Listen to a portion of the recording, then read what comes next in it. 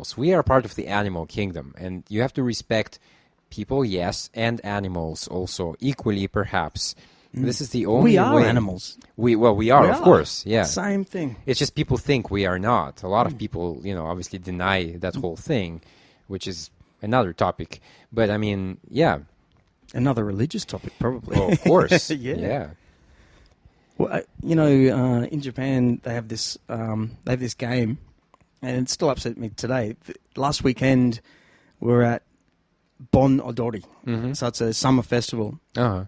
And like carnival rides and but more cute and nothing. No one really has any electric carnival rides. Okay. It's just beer drinking. You would have been to it 100 times before. Washoi. I don't go to those things. No, but you would have seen one. Okay. Probably, yeah. Anyway, everything is totally fine. They have all these kids game, but there's one kids game where it's just a big goldfish, little kids pond kind of thing. Pond, yeah, like a blow up sort of bath. Okay.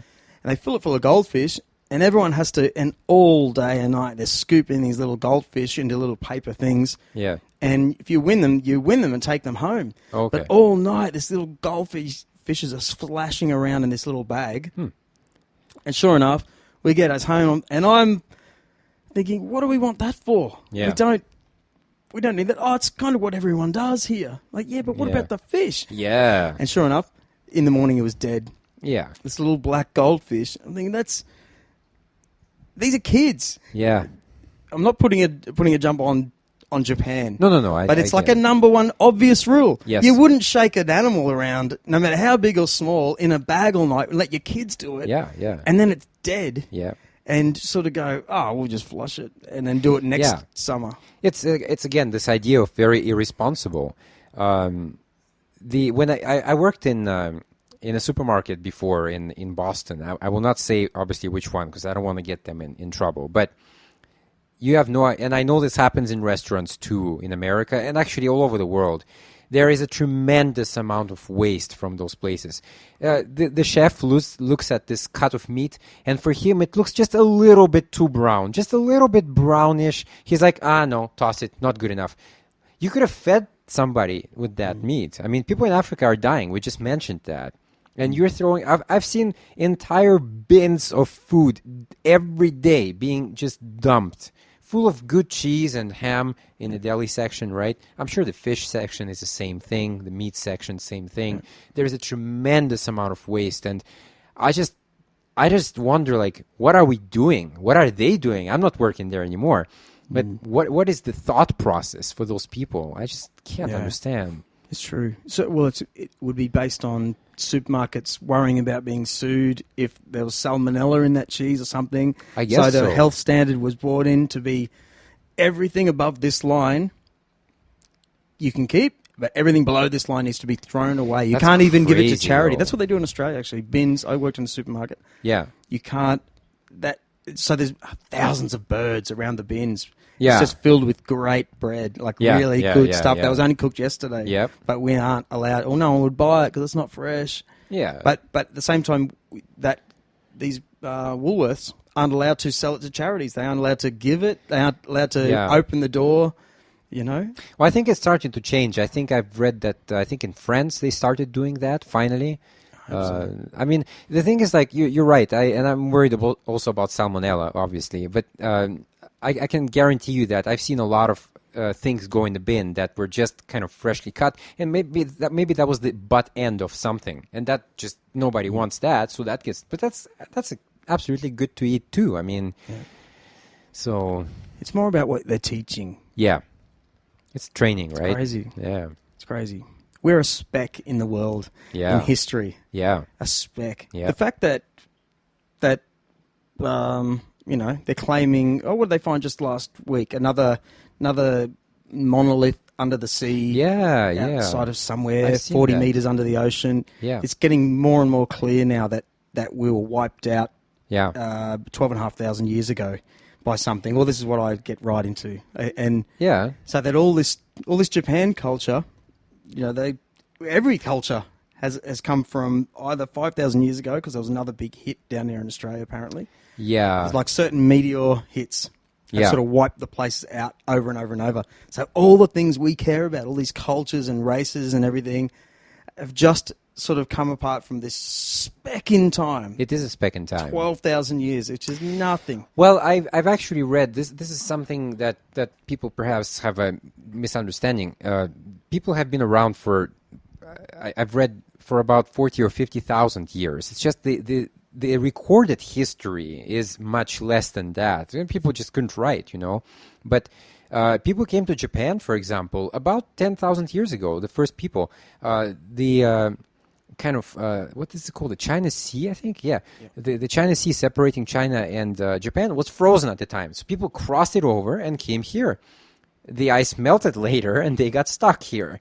But these were essentially kind of the same group of people that came from Africa, right? And they went all the way to China, and some of them went to Japan and to the Philippines, and well, they're finding evidence of meteors. Yeah, hitting starting the ice ages and ice melting, yes. and the seas rising. Yes, so just like today, where are all our intelligent people who can write and have books? They're on the coastlines. Yeah. Bang! Next minute, the sea rises 100 meters, and all we've got are other farmers. Yeah. So there could have been thousands of internets in these billion years. Probably, yeah. There could have been thousands of exactly you and me standing here like dorks with podcasting stuff. It's possible. Possible. It's and perhaps possible. But it just keeps getting wiped out, and all these buildings turn into dust over thousands of years, which is nothing in history's sake. Just keep starting again. Well, I've actually read something and they recently. keep creating religions. That's the funniest thing. Yeah. Keep creating funny new gangs to be a part of. I've read something interesting lately. If you consider the Egyptian pyramids, we learned from textbooks, I did anyway, probably you too, same thing. The time stamp they're giving is 2000 BC, right? Usually like around there. Well, I've seen kind of papers and research and some evidence that points to some pyramids being built 10,000 BC. That's a big difference. That's 8,000 years difference. Yeah. And well, they've found two things now. In Turkey, mm-hmm. Göbekli Tepe.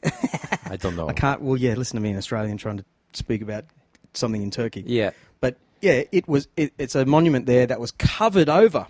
They've covered it over 12,500 years ago, mm-hmm. and has pictures of animals that aren't related to that area now. Okay. And same in Indonesia. There's another site there that's 12,500 years ago. They say the Sphinx is actually weathered by rain from more than 5,000 years ago, when Egypt had a tropical rain cycle for thousands of years. Yeah. And it's the Sphinx is definitely at least 12.5. That's what they are trying to prove to the Egyptian movement, who don't want to. They're still hanging on to that idea that you would say, no, we're only 2,000 years old, or BC. That's when it all sort of started. Yeah. That goes with our books and all this and things. But no, there's a whole...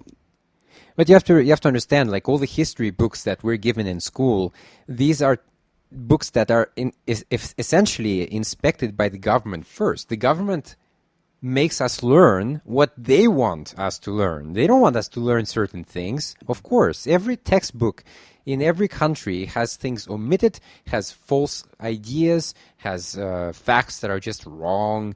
This is just what they do, and we have to make our best effort to always seek out the real truth. It takes work, yes. It takes a lot of work to really dig for stories, and I know a lot of people don't have time in Japan, right? So the average worker goes to work. He always has to do overtime here in this country. He comes home maybe, 8, 9 o'clock in the evening. Trust me, he has no time to get on the internet and read about, how old are the pyramids? Mm-hmm. And I think, I could be wrong, but this is just my kind of theory. This idea of 40-hour week, which I think is ridiculous. I think it should be much less than that. It should be 32, like in Scandinavia. It forces people to stay at work, and that way you get more tired, and when you get your ass back home, you don't want to study anything. They mind condition people that way, which is very sad, I think. I know. But listen to our first world problems. Yeah. Hey? Yeah. Isn't it? Well, okay. We're almost finished this podcast, but yep. I went on a cruise to not the Polynesian, just outside of Australia is Vanuatu. Okay, Port Vila, this cute little like Fiji sort of area where it's all just coconuts and, Port Vila is a French island, so there's lots of Renault cars and people speak French and so it's different, but it's only 4 hours in a plane from where I'm from on the Gold Coast to there. And I remember getting a taxi, and when you get off the boat, there's been something like 20 years of P&O, the cruise ship, landing in these little islands. Yeah. And naturally, 20 years later, everyone cannot wait for these rich tourists. They've worked it all out. Okay, here's some tourists from Australia or wherever. I see. And they're landing here today. They've got 3 hours to be here. Please get in my taxi. Yeah. Okay, so you get in their taxi, you barter for how much. No one knows how much the taxi costs. Well, anyway, this guy drove us around, and he said, I said, so do you drive a taxi all the time? He goes, no, because we drove for 3 hours. It was a long time. Yeah. I made him take us to some Aussie beach bar at the other end of the island. Anyway, so I said, so do you do this all the time? He goes, no, to be honest, no. He just does it today. It's like a family van just to get the money from, make all the money from me. Right. And I said, so do you do what other work? He goes, we just sort of work like this. I went, but how often do the cruises come in? Just once a week. And I said, and then he asked me, he said, how much hours do you work a day? I said, maybe 50, to be honest, 50, something like that, and more. Yeah. And he goes, we don't do that here. Yeah. That's just like, you guys are crazy. Yeah. We live the island paradise. Like, it's all we need. We want rice. We go down to this guy here and trade it because we caught a fish, and they're still doing that. And they appear to be really happy people. Yeah. Yeah. I don't know what led me onto that, but it's like I mentioned earlier, like in Scandinavia, so this is like Sweden, Finland, Norway, Denmark, mainly. I think the average working week is 32 hours, 33 hours, I think. I think in kind of civilized, what we call civilized countries anyway, I think it's fair. And 32 hours, think about it. It's 6 hours a day. It's not bad. I mean, I think 38 hours was 8 hours work, 8 hours play, 8 hours sleep. Probably, yeah. I think that's what it was in Australia. Yeah. I think I'm too crazy. I think, I don't want to be racist in any way, but I will often say white people are crazy. Yeah. Like they just, I want to work more. I do. I enjoy it. Like sure.